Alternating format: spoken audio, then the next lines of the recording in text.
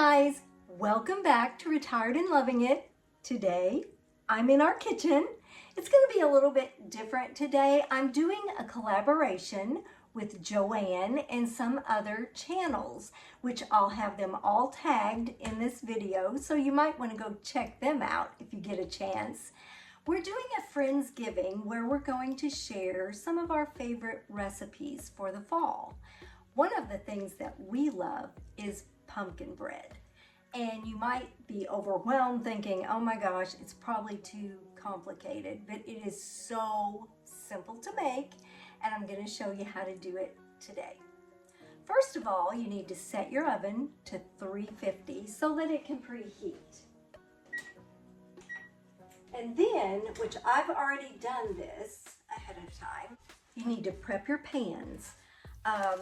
I have really old loaf pans and they look terrible, but I just put foil in them, I spray them with Pam, and then I dust flour inside. And if the flour looks weird, it's because I use whole wheat flour. So there's little specks in there, and it's just because it's whole wheat flour. So you get your pans all prepped. This makes 2 loaves, and I always put them on a baking sheet because you never know what's going to boil over in your oven, and that's a huge mess. So that's the first thing you do. Set your oven to 350 to preheat and prep your pans. Now, I've gotten everything out ahead of time so that it won't be such a long video. Check out the antique bowl. We got this for a wedding gift. In fact, we got several sets of this as a wedding gift. I use them absolutely every day, and I know they're antiques, but hey, they're good bowls. So in this bowl, I have already measured 3 cups of flour. And like I told you before, I use whole wheat flour. It says to use all-purpose flour, but I use whole wheat for everything. So, and next, you put all your dry ingredients together. So I have measured out 2 cups of sugar in this bowl, so I'm going to add it to the big bowl. Then I have 2 teaspoons of baking soda, which I've already measured out. That's going to go in. So in this bowl, I have already measured all the spices. I love the warm spices of fall. And so this smells wonderful right now as I'm holding it up. In this bowl, we have a teaspoon of salt, a teaspoon of cinnamon, a teaspoon of nutmeg, and a teaspoon of ground cloves. And then we have a ½ teaspoon of baking powder. So I'm going to put all that in the big bowl. And then I just give it a stir with a fork, get it all mixed up. So you put all of your dry ingredients together, mix them well at first. So I'm going to mix this with a fork. It smells wonderful. I love the fall spices, and when Joanne asked me to participate in this collaboration, pumpkin bread is the first thing that came to my mind because I absolutely love it, and it's all the fall smells and taste, and I just love it. Okay, so once you get that mixed together really well, then you add your wet ingredients. So we have vegetable oil, which we need 2/3 of a cup. I have a 1/3 of a cup here, so I'll have to add 2 of them. So 2/3 cup of oil. And then you add 3 eggs. They have to be slightly beaten, which I've already got them in the bowl here.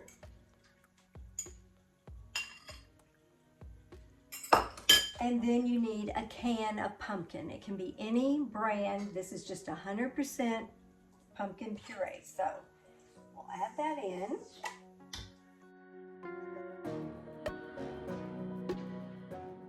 And I will have the full recipe in the description of this video. Like I said, it is super, super simple. People will think that you have slaved over the stove for hours and hours when it's just really the simplest thing there is to put together. Get that in there, and then I'm gonna stir this up. And then I always add nuts because I love nuts in my bread, and I especially love pecans paired with pumpkin. So when I get this all mixed up, then I will add a cup of chopped pecans. It'll be a very thick batter. And the thing is, this has to bake for an hour. So it's, even though it's simple to make, if you need it for something, you kind of have to think ahead because you put it together and then it has to bake for an hour. So you have to plan that if you're going to take it somewhere. It's coming together here. Make sure I got all the flour off the bottom of the bowl.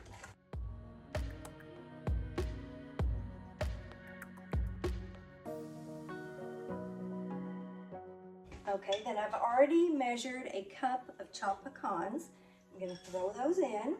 Like I said, I love my bread with nuts in it. You can choose not to put them in there, or you can use another type of nut, or just not put them in at all.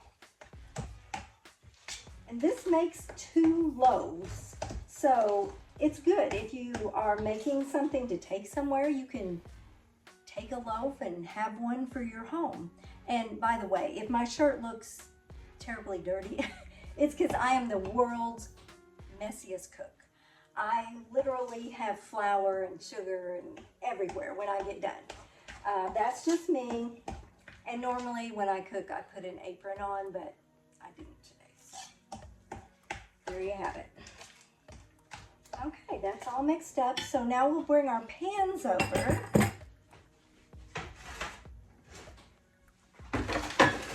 And we'll divide the batter out into the pans. Another reason why I love this bowl is it's got these pouring spouts where you can just pour it right out. So you try to get them even in the pans, an even amount in each one.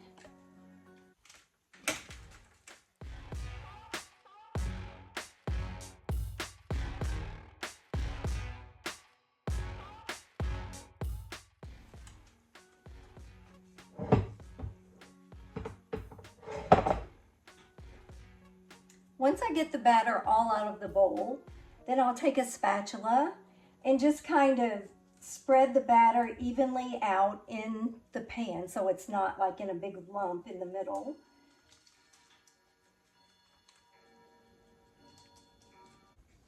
Okay, so here I've got the batter all in the pans ready to be put in the oven. So when the oven beeps telling me that it's preheated, I'll stick them in the oven. So I heard the oven beep telling me it has reached 350 degrees. So I'm going to go ahead and put the bread in the oven. I put them on the center rack.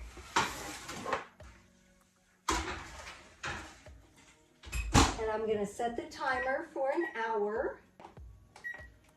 And then when the timer goes off, I'll get a toothpick and I'll put down in the center of the bread. And if it comes out clean, we know they're baked. If it comes out and it still has batter on it, then I'll leave it in a few more minutes. Thanksgiving is a time of year that I love. It's time that we reflect on things that we're thankful for. We all live such a blessed life compared to a lot of people in this world, and so we should be thankful. I want to share just one scripture with you. It's Thessalonians 5:16 and 18. Rejoice always, pray continually, give thanks in all circumstances, for this is God's will for you in Christ Jesus. And sometimes it's hard to be thankful in every circumstance because some circumstances are very difficult. And this has been a rough year for a lot of people. We just really need to be grateful. for what we have and for living in this wonderful country that we do live in. There are so many places in this world that they don't have the modern conveniences that we have. They live in huts with dirt floors. I mean, when you think about it, we are so very blessed. Even the poorest in this country are very rich compared to a lot of people in other countries. So take time this Thanksgiving season to give thanks and to be grateful. So I just took the bread out of the oven. We're going to test it with a toothpick to make sure it comes out clean. That one's clean. That one's clean, so we know the bread is done. So today I have also made homemade potato soup. And this recipe is supposed to be a copycat of the Old Charlie's loaded potato soup. It smells wonderful. You top it with cheese and crumbled bacon. And I'm also going to serve it with our pumpkin bread, fresh from the oven.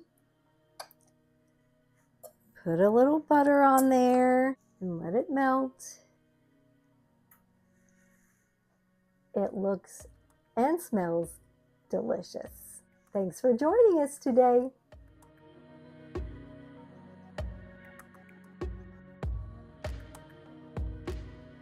Please be sure and check out the channels that I have tagged in this video. I also put them in the description of this video. And if you want to try that pumpkin bread, if you try it, let me know how it turns out for you. We'll see you next time on Retired and Loving It. If you would like to see more of our videos, click the video that just popped up on your screen.